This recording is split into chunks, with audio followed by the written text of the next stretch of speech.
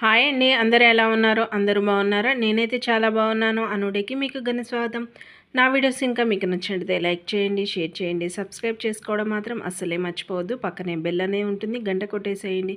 నేను ఏ విధమైన video post చేసినా నోటిఫికేషన్ ద్వారా అందుతుంది. ఈరోజు చక్కటి లడ్డు, చిరుధాన్యాల్లో ఇది కూడా ఒకటి. దీన్ని మర్చారా లేదా?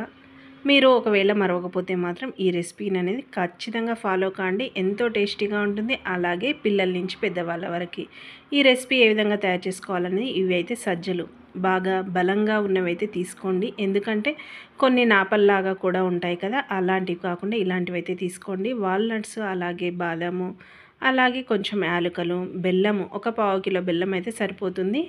ఇవైతే 400 గ్రాముల సజ్జలు అయితే తీసుకోండి. ఇవి చక్కగా ఒక మందపాటి బాండీనైతే తీసుకొని 400 గ్రాముల సజ్జలను అయితే బాగా వేయించుకోండి. బాగా అంటే ఏ విధంగా అనుకుంటున్నారా? బంగారు వర్ణంలోకి వచ్చేటట్టు వేయించుకోండి. సజ్జల్లో ఉన్న సహజమైన గుణం కానీ, వాసన కానీ, మనం ఏ ఇంగ్రీడియంట్ కలిపినా కానీ మనకైతే కోల్పోకుండా ఉంటుంది. ఈ విధంగా బెల్లాన్ని అనేది కొంచెం వాటర్ వేసి తీగ పాకం రానియాలి. అంటే మనకు అరిసెల బెల్లం ఉంటుంది కదా, అరిసెల్లోకి ఏ విధంగా వస్తుందో ఆ విధంగా అయితే రానివ్వాలి. ఇవి పక్కన చూడండి ఈ విధంగా వేగుతున్నాయి. ఇవి బాగా వేగిన తర్వాత కూడా మంచి స్మెల్ అనేది వస్తుంది. ఇవి పిల్లలకి అలవాటు చేయాలంటే మాత్రం వాళ్ళ ముందు ప్రిపేర్ అనేది చేయండి. వాళ్ళ ముందు చేయడం వల్ల ఈ రెసిపీ అనేది, అవి వేగుతున్న సువాసన అనేది వాళ్ళు చాలా ఇష్టంగా తింటారు. అలాగే మనం నూనెలో వేయించేదానికి బదులు ఈ విధంగా వేయిస్తే చిరుధాన్యాలను కూడా అలవాటు చేసిన వాళ్ళం అవుతాము. మనం చిన్నగా ఉన్నప్పుడు తినే ఫుడ్ మాత్రమే ఈ విధంగా చేసి పెట్టండి. వాళ్ళకి బలానికి బలంగా ఉంటారు, అలాగే దృఢంగా ఉంటారు. చిరుధాన్యాలు మనం ఎక్కువసేపు నానబెట్టాల్సిన అవసరం లేకుండా అప్పటికప్పుడు కమ్మటి లడ్డూలు చేసుకొని పిల్లలకి ఇస్తే, అలాగే దీంట్లోకి బెల్లం కూడా ఉంటుంది. బెల్లము వేసుకొనైనా చేసుకోవచ్చు, లేదంటే చక్కెర అయినా. బెల్లం వేస్తే ఇంకా మంచిది కదా, కాల్షియం అనేది ఎక్కువగా ఉంటుంది. ఈ విధంగా అక్కడక్కడ తెల్ల తెల్లగా మనకు పేలాలు ఉంటాయి చూడండి, పేలాలలాగా పేలుతూ ఉంటాయి. అలా పేలినప్పుడు చక్కగా వేగిపోతుందని దాని అర్థమైతే ఇంకా కొంచెం వేగాలి. బంగారు వర్ణంలోకి అని చెప్పాం కదా, ఆ విధంగా వేగిన తర్వాత కలుపుకుంటూనే ఉండాలి, మాడకూడదు. మాడితే మాత్రం టేస్ట్ అనేది పోతుంది. మనం ఎన్ని ఇంగ్రీడియంట్స్ కలిపినా కానీ ఈ సజ్జల్లో ఉన్న సహజ గుణాన్ని అయితే కోల్పోవండి. అదే ఫ్లేవర్తో ఉంటుంది. ఎన్ని పదార్థాలు వేసినా కానీ దీన్ని అయితే డామినేట్ అయితే చేయలేదు. ఈ విధంగా వేయించుకున్న తర్వాత స్టవ్ ఆఫ్ అయితే చేయండి.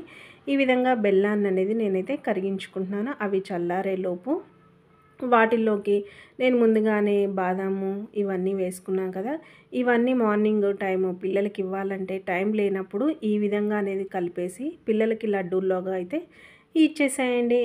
ఇవి సపరేట్గా వేయించుకోవాల్సిన అవసరం లేదు. ఎందుకంటే ఈ చిరుధాన్యాలు అనేది ఎక్కువసేపు వేడిగా ఉంటుంది కాబట్టి ఇవి బాగా చల్లారనివ్వండి. చల్లారనిచ్చేలోపు ఇదిగో చూడండి మన పాకం కూడా రెడీ అవుతుంది. ఇదిగో ఈ విధంగా ప్లేట్లో వేస్తే విడిపోతుంది కదా, ఇంకా పాకానికి అనేది చాలా టైం అనేది పడుతుంది. ఇవి చల్లారిన తర్వాత ఒక మిక్సీ గిన్నెలోకి అయితే పట్టుకోండి. పిల్లలు చెప్తున్నాను కదా చాలా అంటే చాలా ఇష్టంగా తింటారు. ఇది నలగడానికి కూడా ఎక్కువ టైం అనేది ఏం పట్టదు. ఈ విధంగా నలిగితే సరిపోతుంది. ఒక గిన్నెలోకి అయితే తీసేసుకోండి. ఈ విధంగా ఫ్లేవర్ అనేది చాలా బాగుంటుంది. ఇంకా కొంచెం టైం అనేది పడుతుంది. ఈ విధంగా మనకి అరిసెల పాకము కొంచెము లేతగా పట్టుకుంటాం కదా, ఆ విధంగా అయితే పాకం అయితే సరిపోతుంది. ఈ విధంగా ఒకసారి అయితే గిన్నెలోకి అయితే వడకట్టేసేయండి. మీరు ఎప్పుడైనా గుర్తుంచిపెట్టుకోండి, జోరుగా అయిందని మాత్రం మాత్రం బాధపడాల్సిన అవసరం ఏమీ లేదండి. ఎందుకంటే ఇది చల్లారిన కొద్దీ మనకి దగ్గర పడుతూ ఉంటుంది, మన ఉండక అనేది సరిపోతూ ఉంటుంది. పొరపాటున మనం ఏమన్నా జోరుగా అయ్యిందని టెన్షన్ పడాల్సిన అవసరం ఏమీ లేదండి. అలాగే మీకు కావాలంటే నెయ్యి అయినా వేసుకోండి, లేదు అనుకుంటే నెయ్యి లేకపోతే కూడా వదిలేయొచ్చండి. ఈ విధంగా చక్కగా జోరుగా ఉందని మాత్రం అస్సలకి టెన్షన్ పడవాకండి. ఎందుకంటే ఇది చల్లారిన కొద్దీ గట్టిపడుతుంది. ఇదిగో చూడండి ఈ విధంగా గట్టిపడుతుంది. పిల్లలకి పెడుతున్నాము, అలాగే నెయ్యి కూడా మంచిది కాబట్టి నెయ్యి అనేది ఉంటే వేసుకోండి. ఇలాగా నెయ్యి పులుముకుంటూ లడ్డూలు అయితే కట్టుకోండి. మరి నెయ్యి లేని వాళ్ళు ఏం చేస్తారనుకుంటున్నారా? సేమ్ అండి, కొంచెం వాటర్ తీసుకొని ఈ విధంగా అనేది రౌండ్గా బాల్ లాగా చుట్టుకోండి. మా పిల్లలు అయితే చేసేటప్పుడే తినేశారు.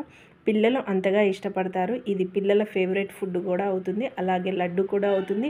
మరి చిరుధాన్యాల్లో నేను ఒక్కదాన్ని అయితే ఇదైతే చెప్పుకుంటుంది కదా, మరి మీరు కూడా ట్రై చేస్తారా? ట్రై చేస్తే మాత్రం ఏ విధంగా వచ్చిందనేది మాత్రం ఖచ్చితంగా కామెంట్ అనేది చేయండి.